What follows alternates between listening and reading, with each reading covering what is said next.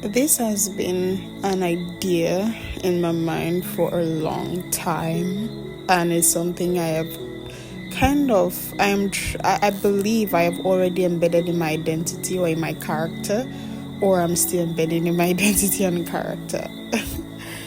And it's that you are allowed to be both the prize and the champion. And I feel it switches depending on the situation. And it doesn't matter what situation or whatever it is, I can still choose to be both. There is no rule that says you can't be both the prize and the champion. In life, some people will try to put you in a box. Societies, systems, they can try to put you in a box. They can say you are the prize, so sit pretty, or you are the champion, so grind hard, take it, pursue, forget about the rest or softness, go hard, But what if you can actually be both? I'm not saying that it's like there's a place of balance per se, depending on situations and also instructions, basically. What if you are the one worth fighting for and the one also fighting the battles? It's weird. Oh, they're my strangest ideas. Oh, Father, thank you. What if you're both? What if you are the one worth fighting for and the one fighting the battles? What if you are the one being crowned and the one who trained through blood, sweat, and tears? This is for the champion. You work, you build, you fight. You work, you build, you fight. You rise before the sun. You show up when it's hard. You wipe your tears and keep pushing. You are focused. You are resilient. You are strong. You are strategic. You carry the weight of purpose on your back and heaven in your voice. You know what it means to be overlooked, doubted, and underestimated. But you also know how to fight. And most importantly, how to win. How to win. You are the champion because you didn't quit. This is what I mean by being the champion. And this is for the prize. You are worthy, you are valuable, you are enough. But don't tell and let anyone tell you. Let me rephrase again. But don't let anyone tell you that being the prize means you are passive. I will say that again. Don't let anyone tell you that being the prize means you're passive. That being chosen means you don't have power. That being loved means you stopped growing. That being valuable means you stop trying. You are the prize because of your worth, not your works. Okay? Even on days when you feel tired, messy, or not at your best, your worth doesn't change. You are the crown, the blessing, the promise. You walk into rooms and things shift and light comes, not because you're loud, but because you carry light. And light is light. It's light, it shines, and it's light in weight. It lifts up the room. It makes it all lighter. It's not either or. It could be both and. You don't have to choose. You don't have to shrink. You don't have to pick between soft and being strong. You don't have to decide being the one who is worth loving or the one doing great things. You are both. You are worth loving and you are the one doing great things also. You are both. My God is also the lion and the lamb. You also can be the lion and the lamb. Well, our God is still the King of Kings, so you cannot beat him with that. But it's a scenario. A lion and the lamb, the warrior and the wonder, the answered prayer and the one who still prays, the daughter who is held and the soldier who advances. So what does this mean practically, right? Let's go practically, right? In relationships, you can be pursued, right? In relationships, like females, women are being told, you are to be pursued, and men are told to do the pursuing and all these things. But you can be pursued and also pursue purpose. I'm speaking from a female perspective. And men, you can still pursue, but still be pursued by purpose. Let me use that scenario. I don't claim to know everything about relationships, but this is just a scenario. It's a thought. It's an idea. You can keep it in mind and see what you think about it. You're allowed to think. Right? I'm not a dictator.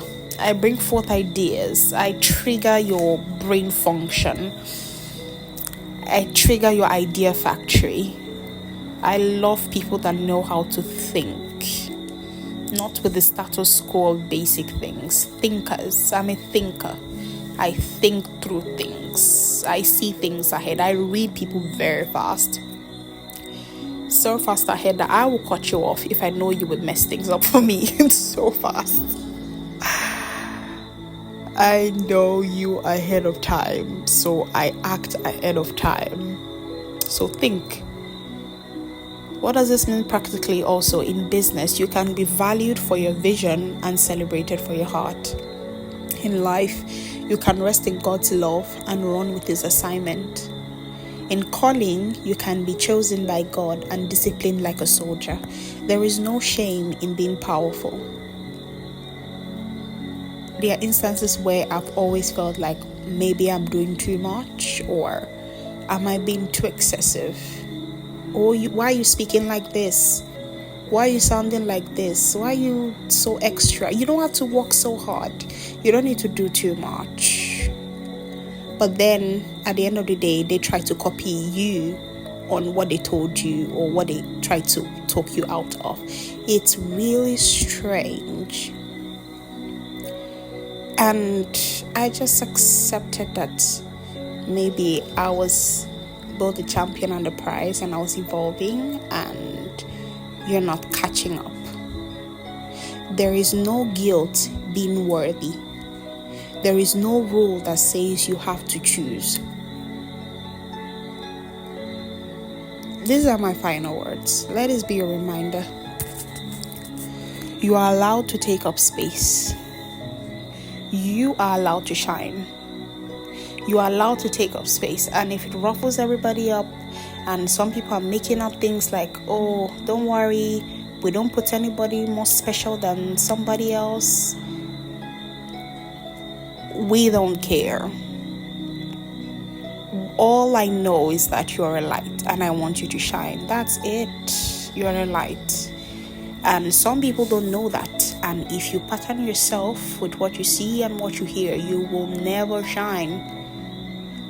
So you are allowed to take up space. We have enough space. Oh, somebody else is doing this already. I don't think I will make it in there. When you do it, you create more space. When you do it, you show that we had enough space. We may have seen it multiple times, but we want another vessel to show us a different way. We want another vessel. We want somebody else to show us something new, or we want somebody else to remind us again. What rule says that you are not allowed in that particular space? What rule states that? What rule states that you can't be the best at what you do? And then everybody's shaking. Everybody begins to shake because they have not come in full alignment with who they really are. That's why they always shake. They will always shake until they come in full alignment with purpose and who they are. Then they shine. And you have to continually be in alignment, because when you see others shining and it throws you off, you have to come to a reminder that probably you are disaligned with the real you, with your real purpose, with your light. And you need to align with that. And you need to be aware that it's not everybody that's in a full alignment with who they are. You are allowed to win. You are allowed to shine without apology. I don't care whether it ruffles you up or you feel like nobody cares. We are here to fulfill purpose. I really could care less. You really could care less. I don't care. You better shine. And that is not humility. Humility, I'm humble, so I don't want to feel like I'm doing too much. Then you shortchange yourself. Then you die with your gift, and your gift will be a treasure in the grave. And we will just, you will go to heaven. Probably you think they will applaud you.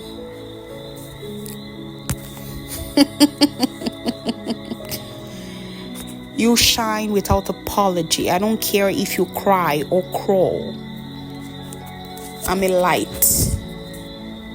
I don't care. I just float, fly, and shine. I don't care. That's light. That's who we are called to be. And he said, for your light shineth brighter and brighter unto a perfect day. You are allowed to shine without apology. And one thing I will add to this. Listen. Some people are probably shaking in their boots right now. But the weird thing is, we haven't even touched the surface. We haven't even scratched nothing. Even if we scratch, it's like a little stitch. Just so little, and everybody's shaking. I want you to shine more. I want you to boom. Because that's what you're called to do. You're allowed to be both the prize and the champion. Because grace made you valuable, and grit made you victorious. And when you walk with God, when I say grit, I mean passion. I mean your tenacity, your horns. Made you victorious. And when you walk with God, you are not just fighting for a crown. You are fighting from a crown. You are not just fighting for a crown. You are fighting from a crown. This is the way to be both the champion and the prize. This is just an idea. I'm hoping it helps somebody. Even if it's one term that helped you, I hope it did. If it generates more ideas for you, I hope it did. I'll see you next time. Take care.